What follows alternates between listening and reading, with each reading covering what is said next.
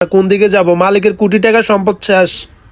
ভোর 5টা থেকে বিকেল 5টা তলাক দায়িত্ব পালন করতেছি এবং আমি এখানে টার্মিনালে যানজট সব কিছু দেখতেছি। সব গাড়িওয়ালা আসি আমাকে বলে, আমি সবাইকে বলি যদি দয়া করি আপনারা যারা এগুলো দায়িত্বে আছেন, যারা পৌরটোলের দায়িত্বে আছেন, পৌরসভার দায়িত্বে আছেন, আপনারা খাদা কুইয়াগুলো যদি একটু নিয়ন্ত্রণ করে দেন।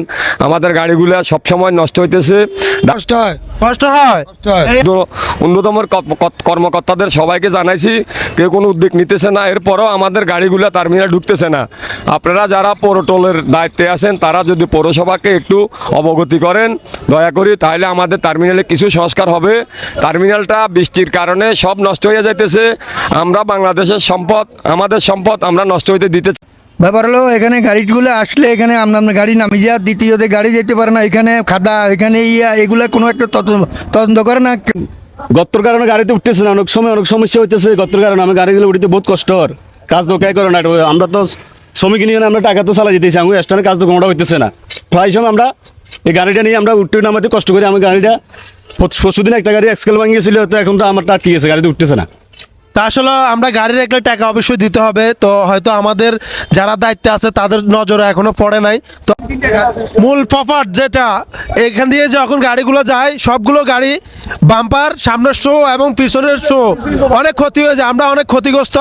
এখানে যে শ্রমিক রয়েছে আপনারা দেখেন, এরা শ্রমিক, এর হলো আমার কলিজার ভাই, কারণ আমিও একজন চালক।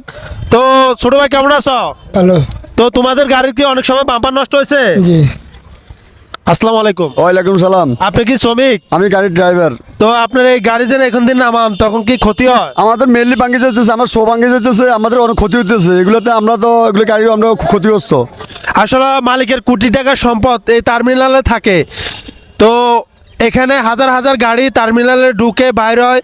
এই মূল প্রপার্ট যে জায়গাটা দেখতেছেন, যেখান দিয়ে গাড়িগুলো ঢুকতেছে, এই জায়গাটা আমি পৌরসভার দৃষ্টি আকর্ষণ করতেছি। আপনারা যেভাবে হোক এই কাজটা অতি দ্রুতভাবে আপনারা চেষ্টা করবেন সমাধান করার জন্য, কারণ এখানে অনেক শ্রমিক অনেক কষ্ট করতেছে।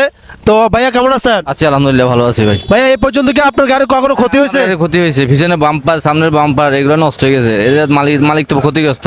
এদের টার্মিনালে যারা কৃতপক্ষ আছে তারা তো এটা নিয়ে কোনো উদ্যোগ নিতেছে না।